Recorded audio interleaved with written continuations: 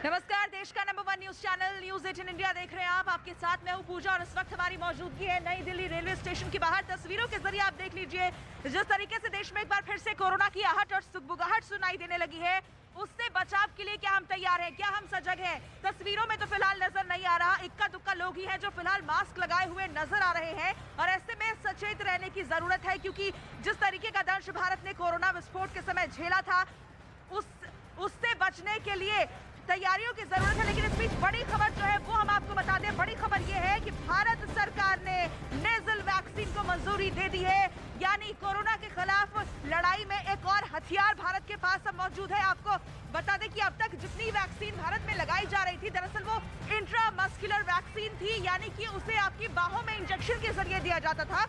लेकिन ये nasal vaccine अलग है। नेजल वैक्सीन आपकी नाक में डाला जाएगा। इसका मतलब ये नहीं है कि इंजेक्शन लगाया जाएगा, दरअसल ड्रॉप के जरिए ये वैक्सीन आपको दी जाएगी और आज से ही कोविन ऐप पर ये वैक्सीन अब उपलब्ध हो जाएगी। यानी कोरोना के खिलाफ लड़ाई में भारत के पास एक और मजबूत हथियार आ चुका है। भारत सरकार ने नेजल वैक्सीन के इस्तेमाल को मंजूरी दे दी है और लगातार ये भी कहा जा रहा है कि जिन लोगों ने वैक्सीन लगवाई है वो जाकर बूस्टर डोज जरूर ले, क्योंकि एक बार फिर से देश में कोरोना की आहट और सुगबुगाहट जो है वो सुनाई दे रही है। चीन में जिस तरीके से मामले बढ़ रहे हैं उसका असर पूरी दुनिया पर होता है और ऐसे में उसी से बचाव के लिए एक और हथियार भारत सरकार ने इसमें जोड़ा है, जिसमें नेजल वैक्सीन के इस्तेमाल को मंजूरी दे दी गई है। इस वक्त ये सबसे बड़ी खबर हम आपको बता रहे हैं। अब तक जो भी वैक्सीन लगाई जा रही थी वो इंजेक्शन के जरिए दी जा रही थी, लेकिन नेजल वैक्सीन ऐसी वैक्सीन होगी जो ड्रॉप के जरिए आपकी नाक में दी जाएगी और इस पर तमाम टेस्टिंग की गई थी। सभी टेस्टिंग में इसे सफल पाया गया था और इसके इस्तेमाल को लेकर सिफारिश पहले भी की गई थी।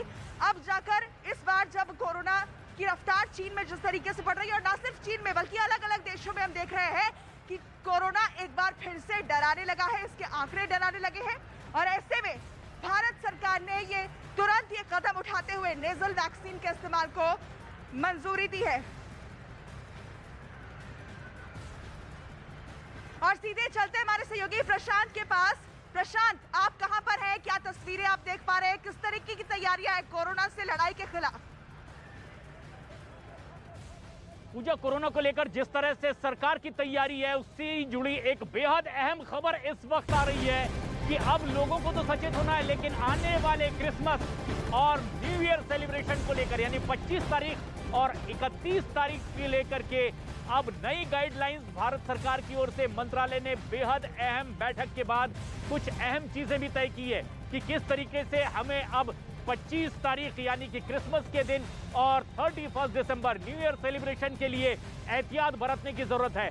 ये बेहद अहम खबर है।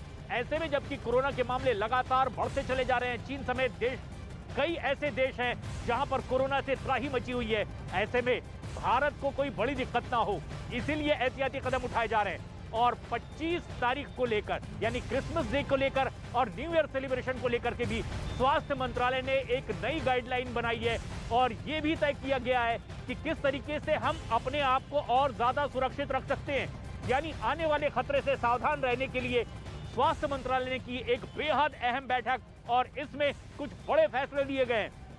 खासतौर पर इस तरीके से सार्वजनिक जगहों पर रहने पर किस तरीके की हमें प्रिकॉशन लेनी चाहिए और ऐसे में जबकि नेजल वैक्सीन को लेकर के भी मंजूरी भारत सरकार की मिल गई। रवि सिंह हमारे सहयोगी इस वक्त हमसे सीधे जुड़ रहे हैं। रवि, क्या ताजा अपडेट नेजल वैक्सीन को लेकर के इस वक्त की बड़ी खबर?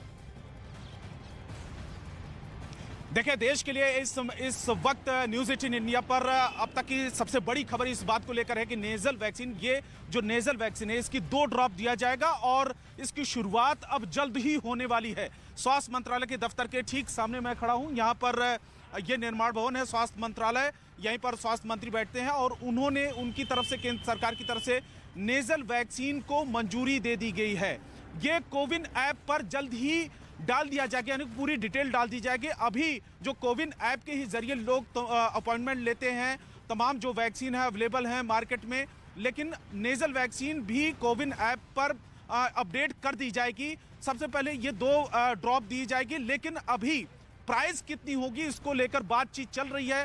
फाइनल जो फैसला आना बाकी है, लेकिन लगातार वैक्सीनेशन को लेकर केंद्र सरकार की यही कोशिश है कि जो भी भारत में वैक्सीन मौजूद है वो कम से कम लोग लगवा लें, और खास करके दो डोज वाली वैक्सीन है, दोनों डोज तो लोगों ने लगवा लिया, लेकिन जो बूस्टर या प्रिकॉशन डोज की बात करते हैं वो प्रिकॉशन डोज के लिए भी लगातार केंद्र सरकार की तरफ से कहा जा रहा है कि लोगों को लगवा लेना चाहिए। और अब से थोड़ी देर पहले स्वास्थ्य मंत्री की एक बैठक भी हुई है मीडिया के साथ में, और 3 बजे राज्यों के साथ भी बैठक होने वाली है। वो 3 बजे राज्यों के साथ में इसलिए है कि स्वास्थ्य मंत्रियों के साथ में वो बैठक करने वाले हैं, जिसमें राज्यों की क्या तैयारियां हैं, राज्य किस तरीके से चैलेंज इसको एक्सेप्ट कर रहे हैं, और क्या ग्राउंड की रियलिटी है, जमीनी स्तर पर क्या है, ये तमाम चीजों पर 3 बजे बैठक होने वाली है। लेकिन नेजल वैक्सीन आपकी तो ये इस समय बहुत बड़ी खबर है, दर्शकों तक पहुंचा रहे हैं। और जिस तरीके से चीन में, ना सिर्फ चीन में बल्कि अलग अलग देशों में कोरोना के मामले बढ़ रहे हैं, उसको लेकर भारत सरकार अलर्ट मोड पर दिखाई दे रही है। समीक्षा बैठक की जा रही है, राज्यों को तमाम दिशा निर्देश भी दिए जा रहे हैं और तस्वीरें, लेकिन लोगों को सजग होने की किस तरीके से जरूरत है ये भी हम आपको बता रहे हैं। इस बीच हमारे सहयोगी दिवाकर भी हमारे साथ बने हुए हैं, एक बार उनका रुख कर लेते हैं। दिवाकर, क्या तस्वीरें आप दिखाने जा रहे हैं कोरोना की तैयारियों को लेकर? देखिए पूजा, खास तौर पर क्योंकि लगातार महाराष्ट्र सरकार की बैठकें चल रही हैं, उन बैठकों में तमाम दिशा निर्देश भी जारी किए गए हैं। एक नोडल अधिकारी जो है वो हर जिले में नियुक्त कर दिया गया है, जो कि स्थिति को मॉनिटर करेगा। लेकिन मैं आपको तस्वीरें दिखाऊं मुंबा देवी मंदिर की, तो जहां पर मुंबा में देवी मंदिर ट्रस्ट ने बाकायदा लोगों से अपील की है कि जो लोग भी दर्शन करने आए वो मास्क जरूर पहने रहें। मास्क इसलिए क्योंकि जिस तरह से कोविड का प्रसार चीन में देखने को मिला है वो भारत में दोबारा से ना फैले, मुंबई और महाराष्ट्र में ना फैले, इसलिए बाकायदा एहतियातन तमाम कदम उठाए जा रहे हैं महाराष्ट्र सरकार की तरफ से, धार्मिक स्थलों की तरफ से, क्योंकि ये ऐसा मंदिर है जहां पर हर दिन जबरदस्त भीड़ देखने को मिलती है। मैं अंदर की अगर तस्वीरें मैं कहूँ कैमरामैन से कहूँ कि जूम करके वो तस्वीरें दिखाएं, जो लाइन लगी हुई है दर्शन करने वालों की, आप तस्वीरों में देख सकती हैं कि वहां पर बाकायदा लाइन लगी हुई है, एक एक करके दर्शन के लिए लोगों को छोड़ा जा रहा है। सोशल डिस्टेंसिंग का ख्याल रखने के लिए साफ तौर पर कहा गया है कि 2 गज की दूरी है वो जरूर रखें एक दूसरे के बीच में, ताकि किसी प्रकार से कोविड का जो प्रसार है वो ना होने पाए। लौटूंगी, लेकिन सबसे बड़ी परेशानी जो देखने को मिल रही है वो चीन में देखने को मिल रही है। चीन की तस्वीरें डरा रही है।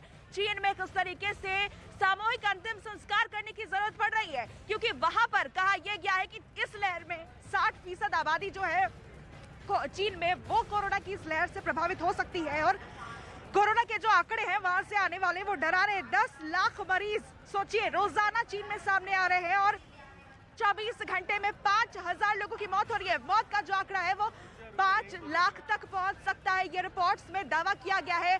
चीन के हालात बद से बदतर होते हुए जा रहे हैं और ये पूरी दुनिया के लिए परेशानी का सबब है, क्योंकि चीन से ही कोरोना की शुरुआत हुई थी और उसके बाद पूरी दुनिया ने इसका दंश झेला था, पूरी दुनिया ने इसका असर देखा था।